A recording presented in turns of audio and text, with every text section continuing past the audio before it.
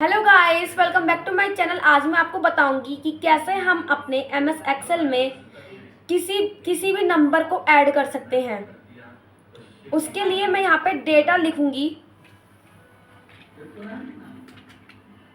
Edit STUDENTS space NAME. Sheet 1 table a 2. Edit NAVYA. Sheet 1 table a 3. Edit SANAYA. Sheet 1 table a 4. Edit ROHID. Sheet 1 table student's name overflowing at 1 B1. B1 अब B1 में भी लिखूंगी। Edit ADH space MARKS. Sheet 1 table C1. Edit HINDI space MARIIKS. Sheet 1 table D1. DODAL space MARKS. Sheet 1 table student's name crop math marks cropped अब मैं math marks में math के marks लिखूंगी। B2. 30 Edit 0. Sheet 1 table B3. Edit 0. 50 Sheet 1 table B4. Edit 90. 90 Sheet 1 table rotate a 4. A 5.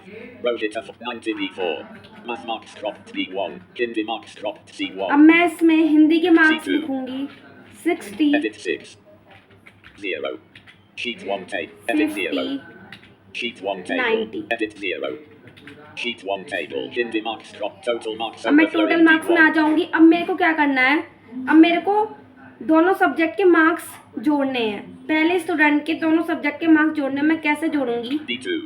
Formula लगाऊंगी equal Edit equals. SUM सम SUM. Bracket open, Left paren. इसमें लिखूंगी मैं B2 B2. Column Colon. C2 Right bracket paren. Of. Sheet 1 table. 90 first formula तो आप D2. देख सकते हैं मेरे इस पर सम का आंसर आ गया है, मेरा सम होकर आ गया है। अब मैं इसको कॉपी पेस्ट कर दूंगी तो सब में आंसर खुद आ जाएंगे, सम ऐड होकर।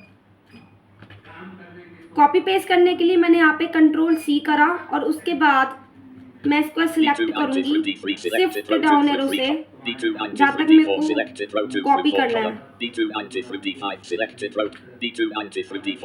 मेरे को यहाँ तक करना है। अब इसमें मैं कंट्रोल V की प्रेस करूंगी।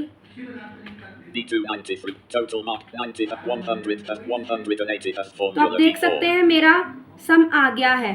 Thank you guys for watching my video. Please like share and subscribe my channel.